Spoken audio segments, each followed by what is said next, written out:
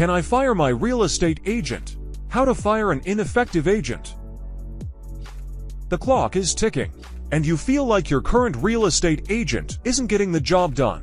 Working with the wrong agent can seriously hamper your plans, whether you're a buyer or seller. You're here because you want to know two things. 1. Can I legally fire my agent and get out of our listing agreement? 2. If so, how do I go about doing it professionally and quickly? It's never convenient to fire your real estate agent and start over, especially if they put in work in the early stages. But the clock is ticking, and you need a home, need your home sold. This is the biggest financial transaction you'll make, so there's no room for error. Key takeaways. It's easier for buyers to fire their agents because most agreements aren't signed until you submit offers or at closing. You can fire your buyer or seller agent at any time. However, depending on how far along in the process you are, you may still owe them commissions after closing. Do your due diligence and ensure you agree to every part of your listing or buyer-broker agreement. Buyers, can you fire your realtor? It's easier for buyers to let go of an agent. This is because most buyers' agents work on handshake agreements instead of contracts. They won't introduce a contract until you make your first formal offer. This makes it simpler to fire your realtor, although you should still go about it professionally. Many realtors don't use buyer agreements because they feel too transactional and forceful. Instead, they'd rather their work ethic and ability be the reason you choose to work with them. Of course, if that's not the case, then you can find someone else. If you sign a buyer-broker agreement in the early stages but buy a property with another realtor, you may owe the original realtor and or brokerage their commission. Sellers, can you fire your realtor? It's harder for sellers to fire their agents because they will ask them to sign a listing agreement when they decide to work together. This protects their time and money investment in marketing, listing, and showing the property. Once you sign a buyer-agent agreement, the contract is legally binding. You can only terminate it if both parties agree. The agreement may include caveats about compensating the agent and or brokerage whether they sell the property. Your listing agent should spell out every part of the contract before you sign. The contract will include a date when they can represent you while selling the property. To cancel the contract, you have to prove that the agent wasn't upholding their end of the contract or the listing agreement has to agree to cancel it. If you fire your realtor and will owe them a commission when you sell, other agents may hesitate to take you on as a client. Know that the office manager or broker holds the listing, not the realtor. If you're unhappy with the realtor, ask the brokerage to assign you a different realtor. Most brokerages won't let you out of a contract. How long are listing buyer-broker agreements? The average listing agreement will last for 6 months. They can be as short as 30 days and legally no longer than a year in California. Typically, the agreement will last for 6 months. However, some agents will request a full 1-year agreement, while others will agree on a 30-day agreement. This is generally a negotiable term, so just talk it over with your agent if you have concerns about the proposed length of your buyer-broker agreement. Cancellation clauses. Sometimes the relationship with your realtor won't go as planned, and you'll want to terminate the listing agreement. The best time to talk about canceling a listing agreement is before you sign. Ask your agent about their policy on releasing you if you're unhappy. Most listing agreements range from 60 days to a year. The length is negotiable and should coincide with how long other homes in your area took to sell. Also, ask if you'll owe commissions or any fees if you cancel. The answer may be yes, depending on how far you are into the contract, what a realtor should deliver. Why work with an agent that isn't out for your best interests or doesn't know what they're doing?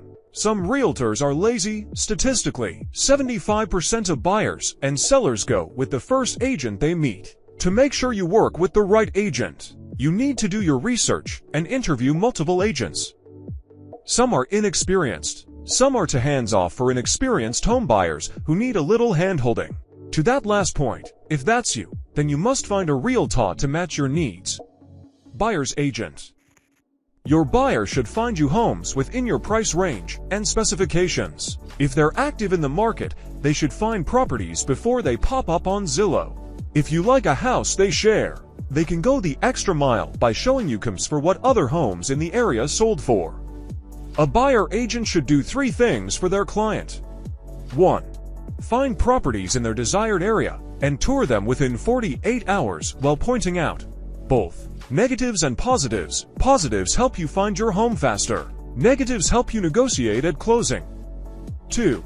Help them navigate the cacophony of people they need to work with to close a real estate transaction: local lenders, inspectors, brokers, title companies, etc. 3. Put their best foot forward at the negotiation table to get the buyer the best deal possible. Pulling this off takes responsiveness, professionalism, and work ethic. When an average realtor just gives their client access to the MLS, an exceptional goes out of their way to find properties outside the normal channels. They reply to your texts and calls within a few hours and answer your questions at great length with no hesitation. Seller's agent. You're closing on a new home, meaning you need a pit bull realtor to help sell your current home at the highest price and fast. First, they should present you with comps, recommendations, and strategies. If you like their strategy, then hire them. They should start hanging their fancy sign, listing on the MLS, and marketing your property. This means sharing it on social media, hiring a professional photographer, and coordinating the presentation of your home. Should you power wash the exterior, or deep clean the kitchen? Signs you should fire your realtor. They lack proper communication. There are 2 ways communication can break your relationship. Number 1. They don't get back to you in a timely manner. A realtor should get back to a client within 1 to 2 hours if they're not sleeping or with another client. Real estate moves fast, so hours and sometimes minutes could be the difference between getting what you want and not. The second way is if they sugarcoat the details and only tell you what they think you want to hear. They should be comfortable telling you uncomfortable news. If your agent can't do these 2 things, there's always another who will. They're unprofessional. The bare minimum for a realtor is showing up on time, prepared to show homes, discuss details, and connect you with the necessary people to move the process forward. Fraudulent or unethical. Do you suspect that your previous real estate agent has behaved unethically? You can lodge a complaint with your state's real estate commission. You'll need substantial proof for them to initiate a formal inquiry. Poor negotiation skills. A good realtor can save or make you thousands of dollars in negotiations. So having an agent that's a good negotiator is one of their biggest value adds. Some realtors are poor negotiators because they lack the skills or don't want to rock the boat. Other realtors make poor market assessments, for example, believing it's more of a seller's market than it is. Lastly, and most insidiously, some realtors want an easy commission, limited experience, or network. The help of an experienced realtor is invaluable in speeding up the real estate transaction. Their experience, connections, and time could be the difference between buying the house of your dreams and spending another year waiting.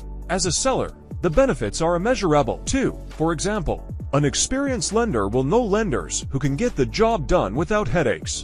If you're considering working with a newer agent, understand that all realtors start somewhere. A new agent may not have any solo deals under their belt, but they should have experience working under an agent who brought them along for the process. Dual agent. Never use the same agent as the seller or buyer. This is called dual agency, and it's illegal in some states. In our opinion, it should be illegal in every state. You will get taken advantage of as a buyer because it's in the agent's interest to sell for as high as possible. Before firing your agent, you should think twice before firing your agent. Bringing the issue up with them can allow you to realign expectations, resolve communication issues, and agree on better terms. Be specific about your expectations and where they fell short. Good agents want to do right by their clients, so allow them to do that. Staying with them will be much easier than finding a new buyer or seller agent if they're worth their salt. Closing thoughts. You want to ensure you've hired the right agent to represent you as a buyer or seller. Do your due diligence so you don't have to cancel contracts and find another realtor. It's hard to cancel contracts, especially as a seller. Most realtors don't believe in buyer-broker agreements in the early stages. However, Almost every agent will require listing agreements once you start working with them.